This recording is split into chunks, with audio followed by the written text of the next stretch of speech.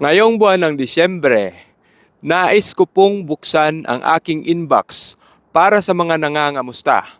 Sa halagang tigpipiso lamang, makakatipid na po kayo. Makakachat nyo na ang patrol ng mga gwapo ng ilang sandali sa ₱1 lamang.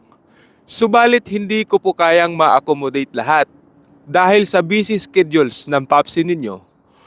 Kaya maglilimit lamang po ako ng hanggang 1,000,000 katao lamang at tatanggap lamang ako hanggang December 22 dahil sa mga susunod na mga araw na yan ay magiging busy pa ho lalo para sa mga paghahanda sa araw ng Pasko at pagsalubong ng bagong taon.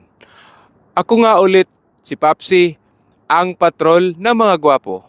Taos-pusong nagpapasalamat sa lahat ng mga bumuto